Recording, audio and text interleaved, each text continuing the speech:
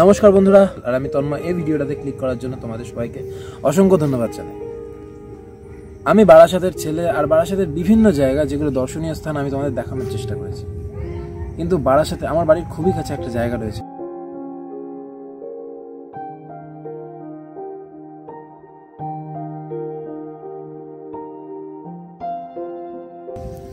ডাকাত কালীবাড়ি বা রঘু ডাকাতের কালীবাড়ি। খুবই প্রাচীন একটি স্থান বারাসাতের। এখানে যে ইট দিয়ে এই মন্দিরটি তৈরি হয়েছিল, সেই ইটগুলো দেখলেই বোঝা যায় যে মন্দিরের প্রাচীনত্ব কতটা। আর পিছনে একটি গাছ জড়িয়ে রয়েছে, একটি বট গাছ, যে বট গাছটা মন্দিরটাকে একদম জাপটে রেখেছে। কিছুদিন আগে যখন আমফান হয়, আমরা ভেবেছিলাম হয়তো এই গাছটা এই মন্দিরটাকে নিয়ে ধসে যাবে, কিন্তু সেটা হয়নি। অনেক গাছ পড়ে গেছে বারাসাতে, অনেক ক্ষতি হয়েছে, কিন্তু ডাকাত কালীবাড়ি যেমন তেমনই আছে। স্থানীয় লোকেরা এখনো বলতে পারে না যে এই ডাকাত কালীবাড়ি কবে নির্মিত হয়েছিল। বাড়ির কাছে যদি সবসময় চোখের নজরে কিছু একটা থাকে, তাহলে হয়তো সেইভাবে গুরুত্ব পায় না সেই জিনিসটা। কিন্তু ডাকাত কালীবাড়ির গুরুত্ব সত্যি অপরিসীম, কেননা এটা বারাসাতের অতি প্রাচীন জায়গাগুলোর মধ্যে একটি।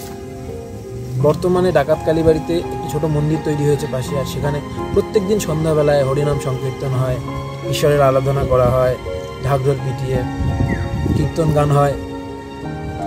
কিন্তু যদি ভেবে দেখা হয়, আজ থেকে বেশ কয়েক বছর আগে, কয়েকশো বছর আগে যদি চলে যাওয়া হয়, কয়েকশো বলাটাই শ্রেয়, কেননা ডাকাত কালীবাড়ির বয়স অনেক পুরনো। এমনকি স্থানীয় লোকেরাও বলতে পারে না যে এর বয়স কত।